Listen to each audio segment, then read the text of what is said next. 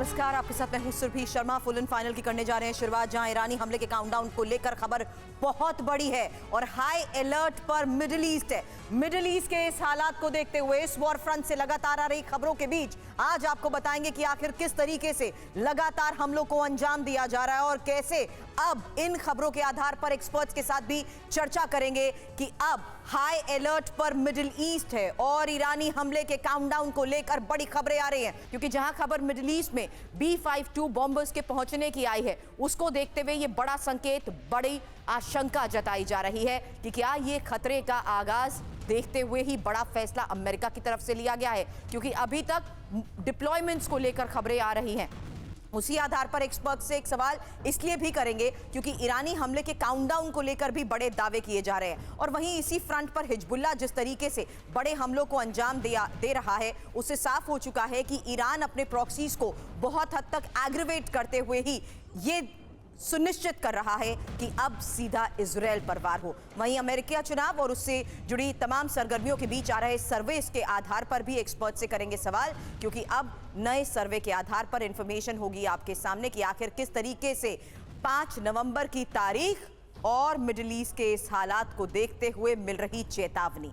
आपको बता दूं, चर्चा के लिए major general retired GD Bakshi sir defence expert के तौर पर इस वक्त मुझे ज्वाइन कर चुके हैं। Commodore retired GJ Singh sir defence expert के तौर पर मेरे साथ हैं और प्रोफेसर राजीव कुमार भी फॉरेन एक्सपर्ट इस वक्त हमारे साथ हैं। स्वागत है सर। शुरुआत उन बड़ी खबरों के साथ कर रही हूं जिसमें एक बार फिर से तस्वीरें अब लेबनान पर इजरायली अटैक की सामने आई हैं और हिजबुल्लाह के बेस पर IED अटैक, जहां हिजबुल्लाह के कंट्रोल बेस को तबाह करने का दावा किया गया है।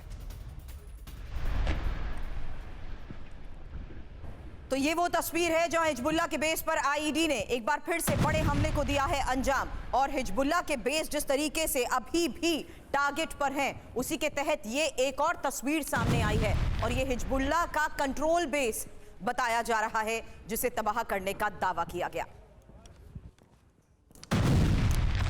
लेबनान, इजराइल जिस तरीके से यहां हमलों को अंजाम दे रहा है, ये एक और लेबनान पर इजराइल का घातक अटैक और उसकी तस्वीर।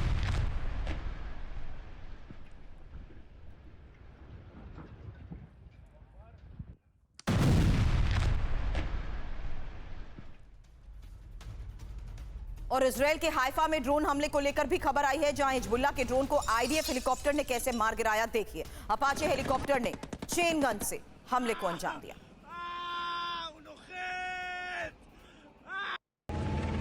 हाइफा पर हिजबुल्लाह के 11 ड्रोन हमले हुए हैं।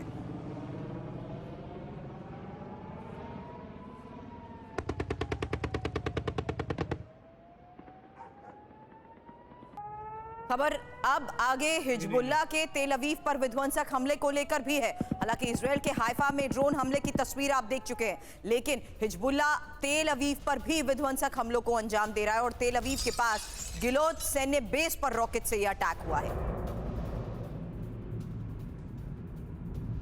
दावा यह कि रॉकेट अटैक में सैन्य बेस का एक बड़ा हिस्सा तबाह हुआ है। तो देखिए किस तरीके से इजराइल पर सीधे वार को देखते हुए ये बड़े दावे किए जा रहे हैं कि कैसे हाइफा पोर्ट पर एक बार फिर से हमले को अंजाम दिया गया। वहीं हिजबुल्लाह की तरफ से तेल अवीव पर भी विध्वंसक हमले की ये वो तस्वीर है जिसमें दावा ये किया जा रहा है कि रॉकेट अटैक था और इसमें सैन्य बेस को टारगेट करते हुए एक बड़े हिस्से को तबाह कर दिया गया है।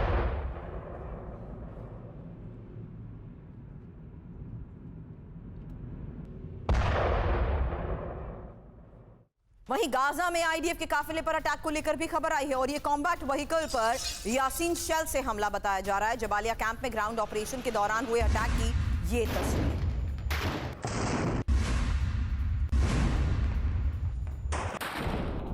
दावा यह कि हमास के कसाम ब्रिगेड ने इस हमले को अंजाम दिया है।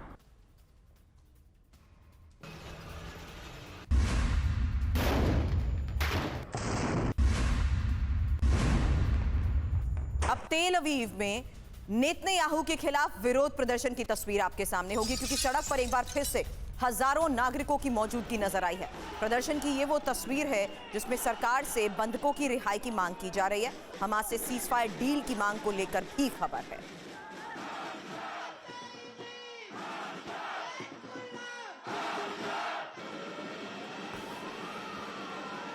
और खार्किव में उतरी रूस की स्पेशल फोर्स को लेकर भी खबर आई है, जहां ग्राउंड ऑपरेशन के लिए नई फ्रंट लाइन पर बैच पहुंचा है और यूक्रेनी सेना से आमने सामने की जंग की ही ये एक Відходьте, और तस्वीर। прикриваю. Давай, відходь, відходь.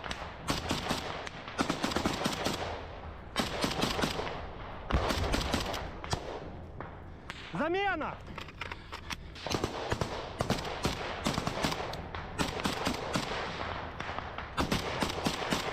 Відходьте, прикриваю. Давай, відходь, відходь.